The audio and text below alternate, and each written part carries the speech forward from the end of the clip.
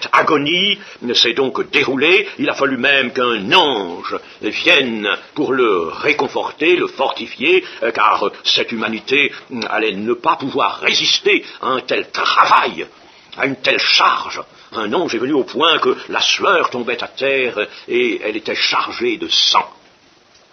Mes amis, nous pouvons dire en conclusion de cette étude que nous faisons, nous pouvons dire ceci: si le Seigneur a souffert ces choses, eh bien pensons à cela, pensons-y. Il faut que nous ayons toujours dans la pensée cela, il faut que ces souffrances ne quittent pas notre cœur, car cela nous évitera certainement bien des légèretés.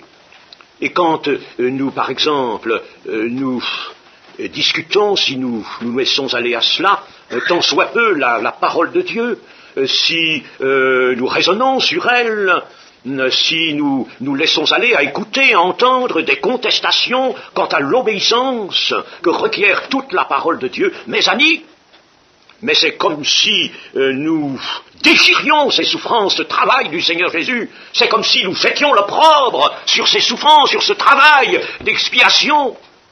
C'est excessivement grave.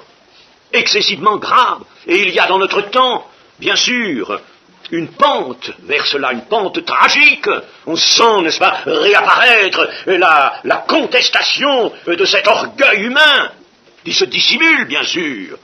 L'orgueil humain, il est comme Satan lui-même, il se déguise en lumière, il se revêt quelquefois de lumière. On veut, pour peut-être éclairer l'écriture, mais on discute, mais on conteste dans des petites choses, puis dans des plus grandes. Et aujourd'hui, nous voyons maintenant cela encore, maintenant l'Église est saisie de ce mal.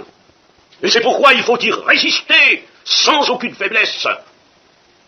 On a parlé hier soir, par exemple, de ce que ordonne l'apôtre Paul, enfin l'apôtre Paul, c'est pas lui, le Saint-Esprit par son moyen, dans 1 Corinthiens 11, que les femmes pour la prière aient la tête couverte.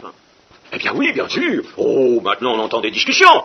Sachez que lorsque nous cédons à de telles invitations, nous atteignons ce qu'il y a de plus sacré, de plus grand, de plus sublime dans l'amour de Dieu, offrant son Fils, rejetant son Fils pour nous. Alors, chers amis, c'est un scandale, ça. Où va l'Église avec ça? Où va-t-elle avec ça? Résistons, mes amis, à tout cela. Et si la parole nous dit que les femmes doivent couvrir la tête, il ne s'agit pas de discuter là-dessus, il ne s'agit pas d'aller chercher toutes sortes de raisons de discussion. C'est dit, c'est dit.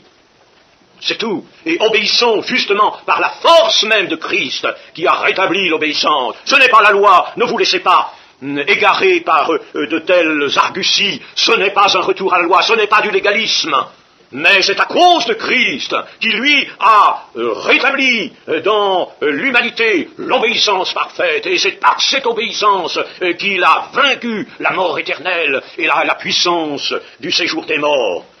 Alors, par lui, à cause de lui, par amour pour lui, obéissons tout simplement, obéissons avec joie. Et ne discutons pas. Est-ce que ceux qui discutent, que ceux qui mettent en cause, qui veulent remettre en cause la légitimité de certaines choses de l'Écriture, qu'ils sachent qu'ils atteignent Christ lui-même, à travers l'Écriture, car l'Écriture c'est lui la parole de Dieu. Chers amis, il faut enfin tout de même qu'on se redresse contre ce mal terrible, contre ce vent épouvantable qui souffle maintenant sur l'Église. Mais où cela va-t-il? Nous offensons Dieu dans ce qu'il y a de plus saint, de plus grave, de plus magnifique dans son amour. Nous offensons Dieu. Si nous touchons à quoi que ce soit de l'Écriture, elle est inspirée. Il ne s'agit pas de la discuter, il ne s'agit pas de la regarder comme le font ces hommes prétendus scientifiques que sont la plupart des théologiens. Il s'agit de la considérer avec amour, il s'agit de demander à l'Esprit qu'il l'éclaire pour nos cœurs, et il s'agit, nous, de nous avancer dans l'obéissance la plus entière. Et c'est tout. Et c'est ainsi que nous honorerons Dieu et que nous honorerons Christ Tout autrement, je vous le dis, nous portons atteinte, et une atteinte grave. Il suffit de vouloir contester peut-être un point qui nous paraît être quelque chose, un détail. Il suffit peut-être même de plaisanter un peu avec quelque chose de l'Écriture pour atteindre Dieu dans les souffrances de son Fils. Et Dieu pourrait nous dire, j'ai rejeté mon Fils. Ne l'as-tu pas appris? J'ai rejeté mon Fils, je me suis détourné de lui. Lui, ce Fils unique, bien-aimé, en qui j'avais mis tout mon amour, oui, eh bien je me suis détourné de lui, je l'ai livré véritablement à la puissance des ténèbres, pour toi. Et maintenant, toi, tu prends plaisir à contester quelque chose de ma parole. Ne sais-tu pas que ma parole est inspirée au mot près? Chers amis, qu'est-ce que vous voulez, moi? Je suis épouvanté, je vous le dis. Quand j'apprends à droite et à gauche, là, on s'est moqué, par exemple, de cette chose que les sœurs doivent mettre sur la tête, chapeau ou foulard ou n'importe quoi. On s'en est moqué. Eh bien, je dis ça, chers amis, c'est un crime. C'est un crime. Ce n'est pas que la chose ait une importance considérable. C'est pas à nous de mesurer, d'ailleurs, l'importance. Pas à nous. C'est pas à nous. Les petites choses. Soyez fidèles dans les petites choses. Sans ça, vous ne serez pas dans les grandes. Ce n'est pas possible. Alors apprenons cette leçon. Apprenons cela. Apprenons à résister à tout ce qu'on entend, mes amis. Fermez vos oreilles.